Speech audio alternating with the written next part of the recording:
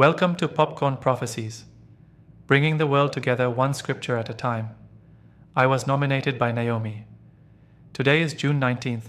My reading is from the book of Ecclesiastes, verses 1-3. Was the words of the teacher, a son of David, king in Jerusalem.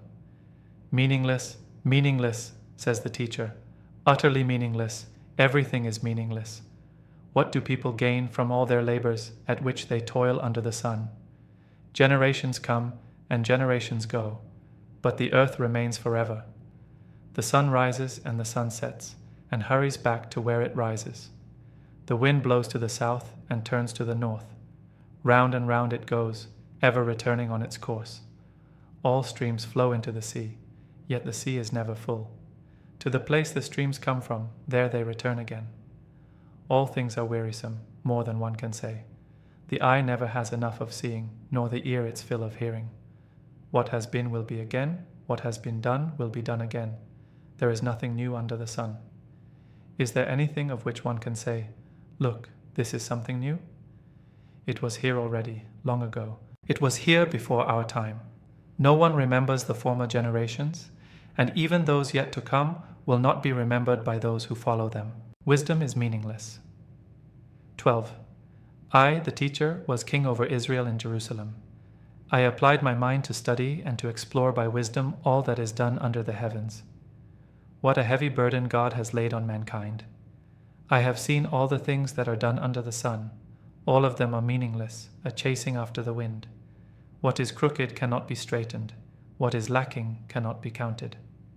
I said to myself, "Look, I have increased in wisdom more than anyone who has ruled over Jerusalem before me. I have experienced much of wisdom and knowledge." Then I applied myself to the understanding of wisdom and also of madness and folly, but I learned that this too is a chasing after the wind. For with much wisdom comes much sorrow. The more knowledge, the more grief. Pleasures are meaningless. I said to myself, "Come now, I will test you with pleasure to find out what is good." But that also proved to be meaningless. Laughter, I said, is madness, and what does pleasure accomplish? I tried cheering myself with wine and embracing folly, my mind still guiding me with wisdom. I wanted to see what was good for people to do under the heavens during the few days of their lives. I undertook great projects. I built houses for myself and planted vineyards. I made gardens and parks and planted all kinds of fruit trees in them. I made reservoirs to water groves of flourishing trees. I bought male and female slaves and had other slaves who were born in my house. I also owned more herds and flocks than anyone in Jerusalem before me. I amassed silver and gold for myself and the treasure of kings and provinces. I acquired male and female singers and a harem as well, the delights of a man's heart. I became greater by far than anyone in Jerusalem before me. In all this my wisdom stayed with me. I denied myself nothing my eyes desired. I refused my heart no pleasure.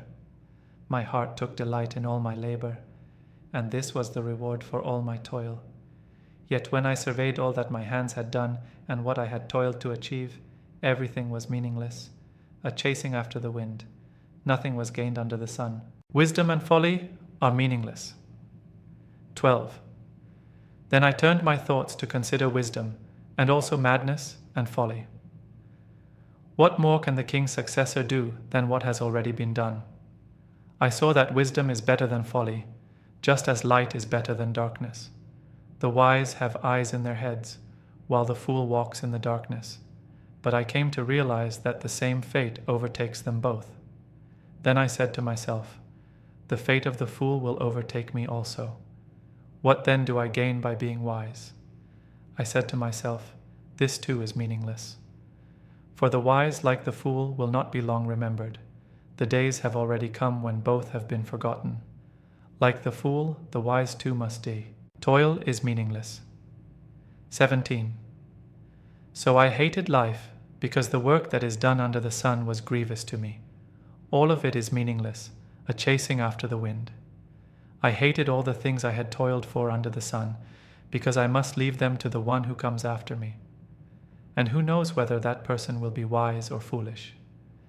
Yet they will have control over all the fruit of my toil, into which I have poured my effort and skill under the sun. This too is meaningless. So my heart began to despair over all my toilsome labor under the sun. For a person may labor with wisdom, knowledge, and skill, and then they must leave all they own to another who has not toiled for it. This too is meaningless and a great misfortune. What do people get for all the toil and anxious striving with which they labor under the sun? All their days their work is grief and pain. Even at night their minds do not rest. This too is meaningless. A person can do nothing better than to eat and drink and find satisfaction in their own toil. This too, I see, is from the hand of God, for without Him, who can eat or find enjoyment? To the person who pleases Him, God gives wisdom, knowledge, and happiness, but to the sinner He gives the task of gathering and storing up wealth to hand it over to the one who pleases God. This too is meaningless, a chasing after the wind. A time for everything 3. There is a time for everything, and a season for every activity under the heavens. A time to be born and a time to die. A time to plant and a time to uproot. A time to kill and a time to heal. A time to tear down and a time to build. A time to weep and a time to laugh. A time to mourn and a time to dance. A time to scatter stones and a time to gather them. A time to embrace and a time to refrain from embracing. A time to search and a time to give up. A time to keep and a time to throw away. A time to tear and a time to mend. A time to be silent and a time to speak. A time to love and a time to hate. A time for war and a time for peace. What do workers gain from their toil? I have seen the burden God has laid on the human race. He has made everything beautiful in its time. He has also set eternity in the human heart. Yet no one can fathom what God has done from beginning to end. I know that there is nothing better for people than to be happy and to do good while they live. That each of them may eat and drink and find satisfaction in all their toil. This is the gift of God. I know that everything God does will endure forever. Nothing can be added to it and nothing taken from it. God does it so that people will fear Him. Whatever is has already been, and what will be has been before, and God will call the past to account. And I saw something else under the sun. In the place of judgment, wickedness was there. In the place of justice, wickedness was there. I said to myself, God will bring into judgment both the righteous and the wicked, for there will be a time for every activity, a time to judge every deed. I also said to myself, as for humans, God tests them so that they may see that they are like the animals. Surely the fate of human beings is like that of the animals. The same fate awaits them both. As one dies, so dies the other. All have the same breath. Humans have no advantage over animals. Everything is meaningless. All go to the same place. All come from dust, and to dust all return. Who knows if the human spirit rises upward, and if the spirit of the animal goes down into the earth? So I saw that there is nothing better for a person than to enjoy their work, because that is their lot. For who can bring them to see what will happen after them? That concludes my reading for today. I now nominate Jamie for our next reading.